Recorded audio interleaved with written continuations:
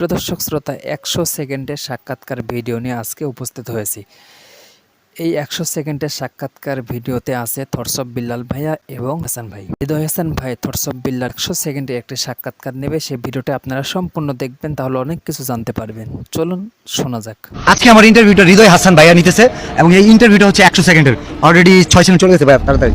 100 সেকেন্ডের interview. Yes. আচ্ছা আচ্ছা, তো আপনার নাম কি? আমার নাম বিলাল হোসেন। তো নামের আগে যে থটস অফ বিল্লাল লাগাইছেন কেন? এটা হচ্ছে আমার চিন্তা ভাবনাটা আমি সোশ্যাল মিডিয়াতে দিব। আচ্ছা, অনেকে তো আপনাকে হোয়াটসঅ্যাপ বিল্লাল বলে।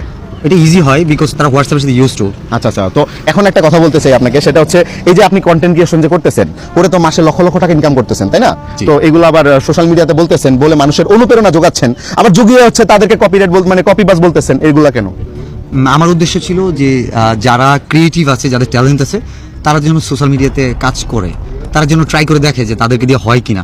কিন্তু আমি তো সবার অনুপ্রেরণা হইতে চাই নাই। আচ্ছা। কিছু মানুষ আমাকে ভুলভাবে গ্রহণ করছে, কিন্তু কিছু মানুষ হচ্ছে ফোকাস দিছে যে টাকাটা সাকসেস, কিন্তু সাকসেস তো হওয়ার পরে টাকাটা আপনার চলে আসে।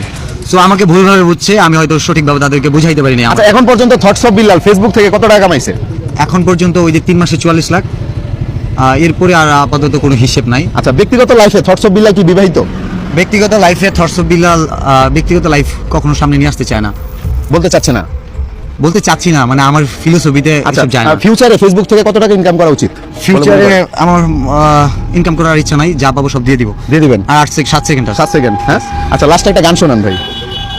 লাস্ট আমি যদিও গান পারি না, আর সময় শেষ। প্রিয় দর্শক, আপনাদের ১০০ সেকেন্ডের সাক্ষাৎকার কেমন লাগলো অবশ্যই কমেন্টে জানিয়ে দেবেন। ভিডিওটি ভালো লাগলে অবশ্যই শেয়ার দিবেন।